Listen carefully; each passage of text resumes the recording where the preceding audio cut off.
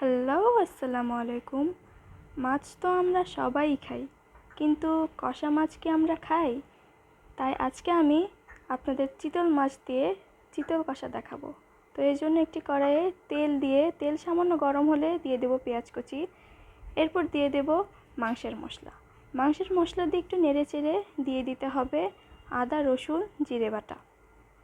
আদা রসুন জিরে বাটা দিয়ে দেওয়ার পর একটু নেড়ে চেড়ে দিয়ে দেব সামান্য হলুদের গুঁড়ো, মরিচের গুঁড়ো এবং স্বাদমতো লবণ। এরপর একটু নেড়ে চেড়ে সামান্য পরিমাণ পানি দিয়ে দিতে হবে। পানি দিয়ে আবার একটু নেড়ে চেড়ে নিতে হবে। এরপরে দিয়ে দেব চিতল মাছ। মাছের পরিমাণ বেশি হলে মশলা বেশি দিতে হবে এবং মাছের পরিমাণ কম হলে মশলা কম দিতে হবে। তো আমি এখানে মাছ দিয়ে দিয়েছি, এবার একটু নেড়ে চেড়ে নিতে হবে। নেড়ে চেড়ে নিয়েছি, এবারে ঢাকনা দিয়ে ঢেকে রাখবো 2-4 মিনিটের জন্য। 2-4 মিনিট পর ঢাকনা তুলে নেব এবং আলতোভাবে মাছগুলো একটু উল্টিয়ে নেব।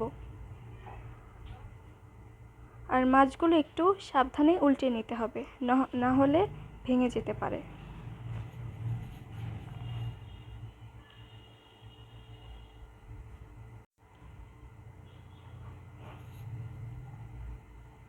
তো আমি সবগুলো মাছ উল্টিয়ে নিয়েছি।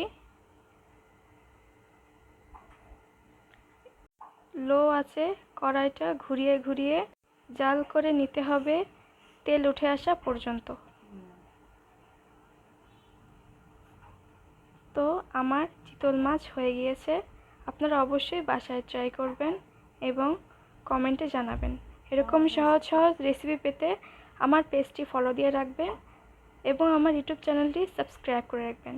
ভালো থাকবেন। আসসালামু আলাইকুম।